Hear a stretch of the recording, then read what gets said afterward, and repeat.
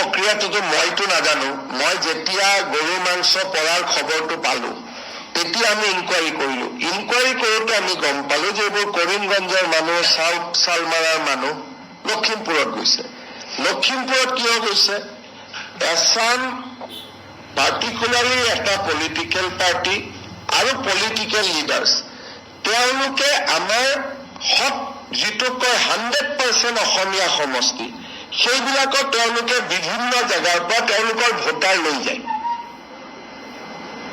এজন নিয়ে, দুজন নিয়ে, তিনিজন নিয়ে। ধিং আৰু ৰূপহীৰ পৰা বৰচলাত লৈ আহিলে। আমি যেতিয়া এভিকশ্যন কৰিলো, তাত বৰচলাৰ মানুহ নাছিলে। লোকেল MLA সুধিব পাৰে, ধিং আৰু ৰূপহী। আৰু এটা কংগ্ৰেছ দলৰ নতুন প্ৰতিচ্ছবি কি, যেতিয়া আমি মানুহ এভিকশ্যন কৰিম এটা VGR পৰা, তেতিয়াতো অসমীয়া অনা অসমীয়া আমি ক্লাছিফাই কৰিব নোৱাৰো। লয়েতো আমাক সেইটো এলাও নকৰে। বহুজন সুখায়, বহুজন হিতায়।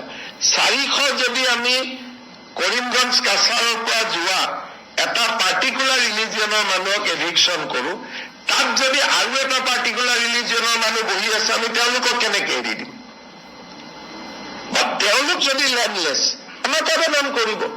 তেনেকে লখিমপুৰত এভিকশ্যন হল, খিলঞ্জীয়া লেণ্ডলেছ পৰিয়ালকেইটা আমাক আবেদন কৰিলে, আমি মাটি দি দিলো, তেওঁলোকে নতুন মাটিত বহি দিলে।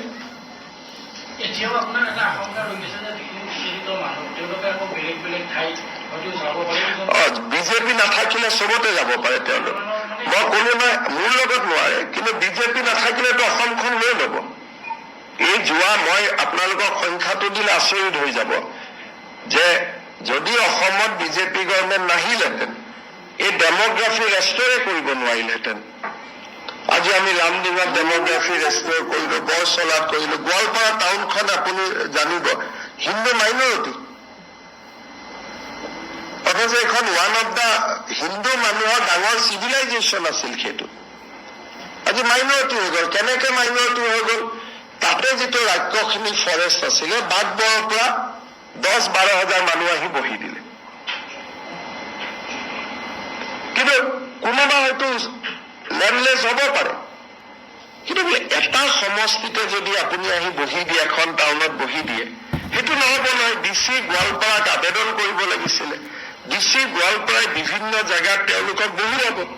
কিন্তু লেণ্ডলেছ বুলি মইতো নিজে আহি বহিব নোৱাৰো। কালি যদি লেণ্ডলেছ বুলি আপোনাৰ ঘৰত আহি বহি যায়, আপুনি কি কৰিব? আছাম ছেক্ৰেটেৰিয়েটখনত বহি গলে আপুনি কি কৰিব? লেণ্ডলেছ মানুহে লেণ্ড পাবৰ কাৰণে বসুন্ধৰাত আবেদন কৰিব।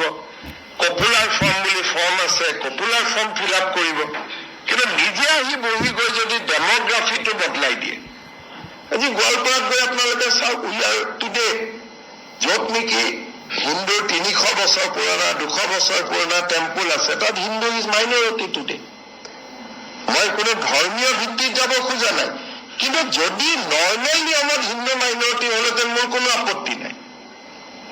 কিন্তু বৰপেটা বাঘবৰ চৰৰ পৰা more than 10-12,000 ফেমিলি আহি পেলাই হিন্দুক মাইনৰিটি কৰি পেলালে।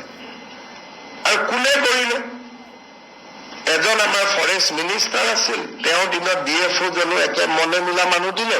And they have made a full fledged operation যে আমি ইয়াত মাইনৰিটি কৰি পেলাম।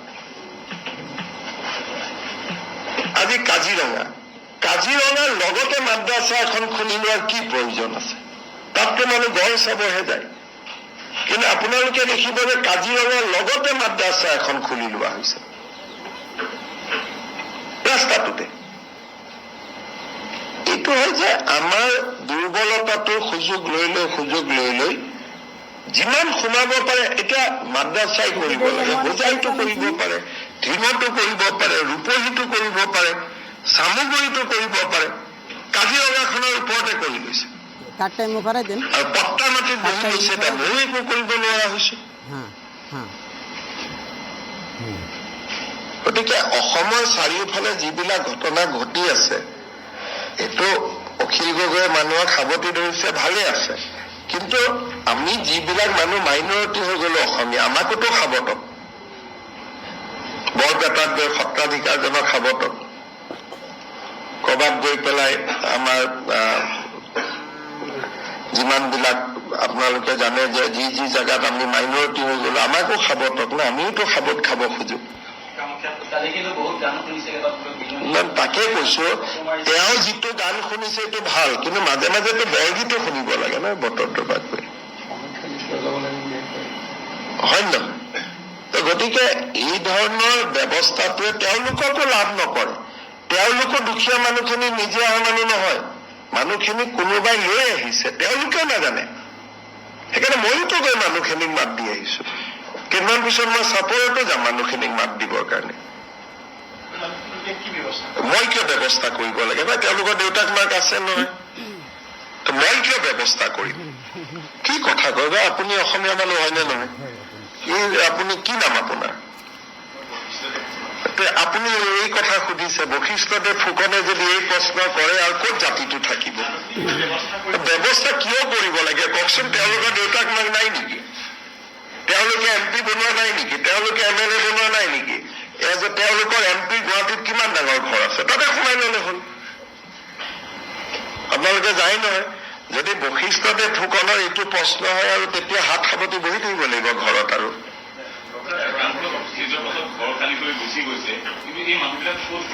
এতিয়া ক'ত গৈছে মই কিয় খবৰ ৰাখো?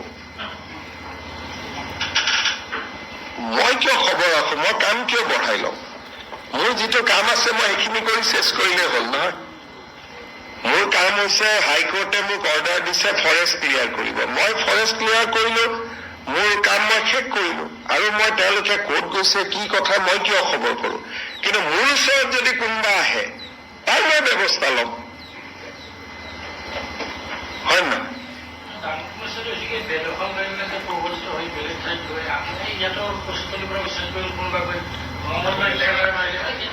সেইটো কৰিব, এইটো সমস্যাৰ সমাধান নাই। আপুনিতো আৰু বেলেগ এটা প্লেনেটত থাকিব নোৱাৰে, কিন্তু অন্ততঃ কচুতলিৰ পৰা গৈ মংগলদৈত থাককচোন, চহৰৰ মাজত। অন্ততঃ কিছুমান জেগাতো ৰাখক আমাৰ কাৰণে। চবতে কিয় যাব লাগে? কৰবাত যদি গৈ থাকে থাককচোন, তেওঁলোকো থাকক, থাকাতটো আমি বেয়া নাপায় বুলি। আপুনি যদি কয় ছেক্ৰেটাৰিয়েটৰ পৰা ইভিকশ্যন কৰিব নালাগে কাৰণ গৈ পেলাই আকৌ ঢিঙত পৰিব, য'ত গৈছে তাত যাওকচোন, য'ত তেওঁলোকে থাকি ভাল পায় তাতে থাকিব। আমি যদি ইমানটোলৈকে চিন্তা কৰো তেতিয়াহ'লেতো এডপ্ট কৰিব লাগিব এটা এটা। সিমান দূৰলৈকে কোনে চিন্তা কৰে? চৰকাৰে ইমানে চিন্তা কৰিব যোনে পপুলাৰ ফৰ্ম আমাক দিয়ে, তাৰ কথাই আমি চিন্তা কৰিম যোনে আইনমতে আমাক কিবা সুধিব। আইনমতেতো আমাক কোনো একো সোধা নাই নে সুধিছে? আইনে সোধাৰ ৰাস্তা দিয়েতো। গতিকে ইমান দূৰলৈকে সুধিলে আৰু আপুনি নিজকে কৰি দিয়ক আৰু কালি পৰহি আমি বাংলাদেশৰ তলতে যাম বুলি। যিমান দিনলৈকে পাৰোতো যুঁজিব লাগিব না অসমীয়াখিনিক মেজৰিটি কৰি ৰাখিবৰ কাৰণে। নোৱাৰা দিনাখন হাত দাঙি দিম। একদম সাংঘাতিক এভিকশ্যন। কাইলৈৰ পৰা নহয়, আমি 10 তাৰিখলৈকে সময় দিছিলো। 11 তাৰিখ নকৰো, জুমা দিন আছে, 12 তাৰিখৰ পৰা কৰিম। আমিও সকলোৱে ধৰ্মীয় অনুভূতিক সন্মান কৰো। গোৱালপাৰা পাইকান আছে, তাৰপিছত আৰু 10-12 জেগাত লিষ্ট আছে। Mr. Chief Minister, 2 days back, Bengal Chief Minister had written on social media regarding a case of Look, that is a judicial process, but state government has already recommended that cases against Kosh Rajbangshi should be withdrawn, and that process is on, I think, and that person's advocate is also he was an advocate. He should have informed tribunal that he belongs to Kosh Rajbangshi and government has a withdrawal notice. The advocate did not pleaded his case. He is a advocate of a different kind. That advocate did not convey to the court that this person belongs to Kosh Rajbangshi community, so cases should be withdrawn against him as per government OM. But both the advocate, he has 2 advocates. I have taken the papers. Both the advocate did not inform the court that he belongs to this community, and state government has already taken a decision to withdraw the case, so my lord, please withdraw the case. His case would have been withdrawn. So that process he has not done, although he has an advocate. And he is not a citizen of Bengal, he was a citizen of Assam. He is temporarily, he was a citizen of Rihabari, now he has gone to